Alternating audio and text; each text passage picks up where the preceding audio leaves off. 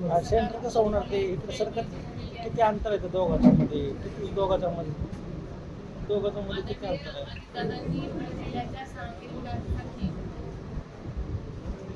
जे स्वप्न पाहिलं होतं त्या विकास दृष्टीला पुढे नेण्याचा आमचा सगळ्यांचाच निर्धार झालेला आहे. अंतरली आहे खूप ते अंतर हां हां कशी कशी आहे बस नाही ना विकास कामांना ते अंतर खूप आहे त्यांच्या दोघांत त्यापैकी अनेक कामं आज प्रगतीपथावर आहेत. हां उर्वरित कामं सुद्धा गुणवत्तापूर्वक आणि कालबद्ध पद्धतीनं पूर्ण करण्याच्या सूचना आज मी प्रशासनाला दिलेल्या आहेत. आपल्या जिल्ह्यासाठी सन 2026-27 या वर्षासाठी 623 कोटींचा जिल्हा वार्षिक आराखडा मंजूर करण्यात आलेला आहे. या वर्षीच्या आराखड्यामध्ये शिक्षण, आरोग्य, महिला सक्षमीकरण, पर्यटन, पायाभूत सुविधा आणि ग्रामीण विकास या क्षेत्रांना आम्ही विशेष प्राधान्य दिलेलं आहे. आणि विकास कामं करताना दादांच्या म्हणण्यानुसार त्याचा दर्जा, त्याची पारदर्शकता आणि आर्थिक शिस्त यावर भर देण्याच्या सूचना आम्ही प्रशासनाला दिलेल्या आहेत. आदरणीय दादांच्या निर्देशांप्रमाणे यावर्षी सुद्धा 15 लाखापेक्षा जास्त रकमांची प्रस्तावित कामं प्रस्तावित करण्यात आलेली नाहीत. तसेच एकाच कामाचे तुकडे करून प्रस्ताव देण्याऐवजी एकत्रित नियोजन करण्याच्या स्पष्ट सूचना मी दिलेल्या आहेत. यावर्षीची कामात प्रशासनाची गरज आणि लोकप्रतिनिधींची मागणी यांचा योग्य समन्वय साधून घेण्याच्या सूचना मी प्रशासनाला दिलेल्या आहेत.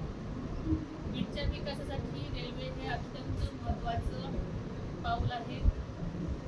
अहिल्यानगर बीड रेल्वे मार्ग पूर्ण होऊन गेल्या मराठवाडा मुक्ती संग्राम दिनाच्या मुहूर्तावर आपल्या सगळ्यांना माहिती आहे 17 सप्टेंबर 2025 रोजी या मार्गावर अनेक वर्षांनी रेल्वे धावलेली आहे. बीड परळी मार्गावरच्या वडवणीपर्यंतचं काम पूर्ण झालेलं असून त्याची चाचणी सुद्धा यशस्वी झालेली आहे आणि उर्वरित परळीपर्यंतचं काम अंतिम टप्प्यामध्ये आहे. त्यामुळे बीड अहिल्यानगर परळी वैजनाथ या महत्वाकांक्षी रेल्वे प्रकल्पासाठी राज्य शासनाने आतापर्यंत निधीची कमतरता भासू दिलेली नाही आणि बीडला मुंबई आणि पुण्याची थेट रेल्वे जोडणी मिळावी यासाठी केंद्र सरकारने रेल्वे मंत्रालयाकडे सातत्याने आम्ही पाठपुरावा सुरू ठेवलेलाच आहे. आवश्यक तांत्रिक आणि प्रशासकीय प्रक्रिया वेगानं पूर्ण करण्याचे प्रयत्न आमचे सगळ्यांचे सुरू आहेत. येत्या मराठवाडा मुक्ती संग्राम दिनी म्हणजेच दिनांक 17 सप्टेंबर रोजी बीड पुणे रेल्वे सुरू करण्यासाठी आम्ही प्रयत्नशील आहोत. त्यामुळे नक्कीच 17 सप्टेंबरला आपण दुसरा टप्पा पूर्ण करण्याचा आमचे सगळ्यांचे प्रयत्न सुरू आहेत. तसेच बीडमध्ये विमान सेवा सुद्धा सुरू करण्याचं आदरणीय दादांचं स्वप्न होतं. त्यासाठी सुद्धा आवश्यक नियोजन आणि पाठपुरावा आमचा सुरू आहे. जिल्हा परिषदेमार्फत आदर्श शाळा, विद्यार्थ्यांना इस्रो भेट, पुस्तक कामगारांसाठी आरोग्य साथी यासारखे उपक्रम तसेच प्रधानमंत्री आवास योजना आपण इथे यशस्वीपणे राबवली आहे. बीड जिल्ह्यामध्ये यामध्ये रेकॉर्ड ब्रेक काम केलेलं आहे. महिला बचत गटांसाठी सामूहिक पॅकेजिंग आणि लेबलिंग युनिट तसेच बचत गट उभारण्यासाठी नियोजन करण्यात आलेलं आहे. परळी, अंबाजोगाई, गेवराई, माजलगाव आणि वडवणी इथं सुद्धा या कामासाठी 4,31,00,000 निधीची तरतूद करण्यात आली आहे. बीडच्या खेळाडूंना जागतिक दर्जाच्या सुविधा मिळाव्यात यासाठी 25 कोटींचं अत्याधुनिक क्रीडा संकुल उभारण्याचं मंत्रिमंडळानं नुकतीच मंजुरी दिली आहे, आपल्या सगळ्याला माहिती आहे. त्याचबरोबर 7 तालुक्यांमध्ये प्रत्येकी 5 कोटी खर्चून तालुका क्रीडा संकुल सुद्धा विकसित केली जाणार आहे. ऑलिम्पिक खुलताबाद जाधव राष्ट्रीय कुस्ती स्पर्धेचं यंदाचं यजमानपद आपल्या बीडला मिळालेलं आहे. या स्पर्धेच्या आयोजनासाठी निधी जवळजवळ 19,50,000 वाढवून तो जवळजवळ 50 लाखांपर्यंत करण्यात आलेला आहे. आदरणीय दादांची इच्छा होती की बीड शहर बारामतीप्रमाणे स्वच्छ, सुंदर आणि नियोजनबद्ध व्हावं.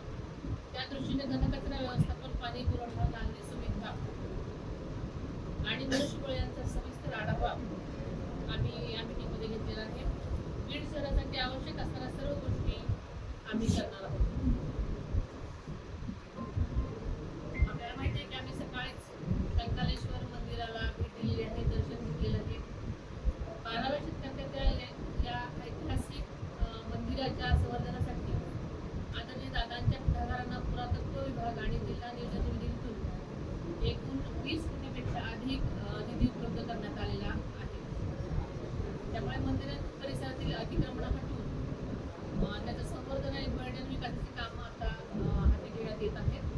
मी आज सकाळीच आपल्याला म्हणण्याप्रमाणे सगळीकडे पाहणी केलेली आहे आणि पुढील यंत्रणा राबवण्यासाठी सूचना दिलेल्या आहेत.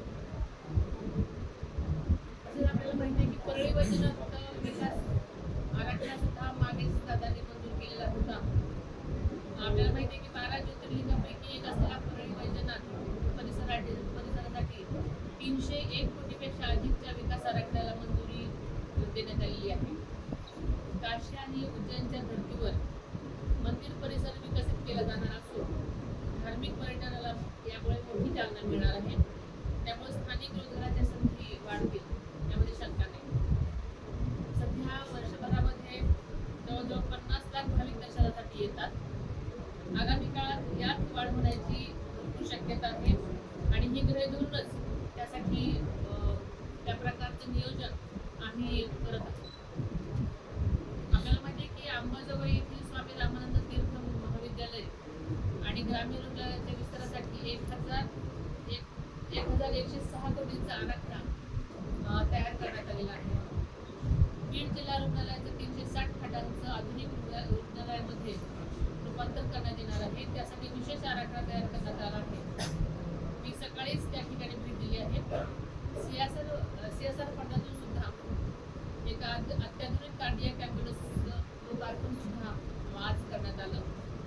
त्याचबरोबर बीडमध्ये 4.25 हेक्टर जागेवर नर्सिंग महाविद्यालय आणि वसतिगृहाची उभारणी करण्यात येणार आहे. आज सकाळी बीडकरांच्या सेवेसाठी जिल्हाधिकारी कार्यालयामध्ये उपमुख्यमंत्री वैद्यकीय सहायता कक्षाचं उद्घाटनही करण्यात आलं. त्यामुळे इथल्या प्रत्येक रुग्णाला तातडीची मदत मिळण्यास नक्कीच मदत होणार आहे आणि त्यांना दर्जेदार वैद्यकीय सेवा उपलब्ध करण्यासाठी प्रयत्न होणार आहेत. तसेच पुण्यश्लोक अहिल्यादेवी शेतकरी कर्जमुक्ती योजनेच्या पहिल्या टप्प्यामध्ये आपल्या बीड जिल्ह्यातल्या 99,631 शेतकऱ्यांना सुमारे 712 कोटी कर्जमुक्ती देण्यात येत आहे आणि पुढच्या टप्प्यामध्ये जिल्ह्याच्या आणखी पात्र लाभार्थी शेतकऱ्यांना या योजनेचा लाभ होईल. त्यामध्ये एकही पात्र शेतकरी वंचित राहणार नाही याची आम्हाला खात्री आहे. eKYC, आधार प्रमाणीकरण आणि पोर्टलवरील तांत्रिक अडचणी तातडीने दूर करण्याचे स्पष्ट निर्देश प्रशासनाला दिलेले आहेत. बीडचा विकास हा केवळ भाषणांचा आणि घोषणांचा विषय नाही, तर प्रत्यक्ष कृतीतून विकास घडवून आणण्याचा आमचा संकल्प आहे.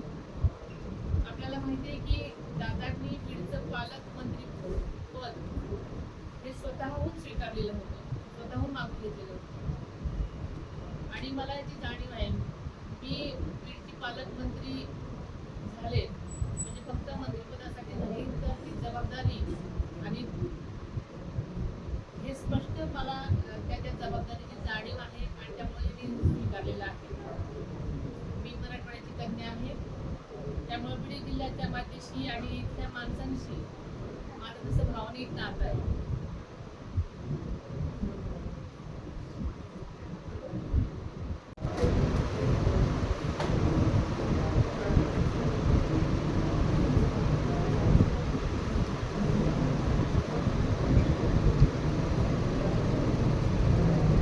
आदरणीय दादांनी ज्या जिल्ह्यासाठी जे विकासाचं स्वप्न पाहिलंय ते पूर्ण करण्यासाठी राज्य सरकार पूर्ण ताकदीनं काम करेल.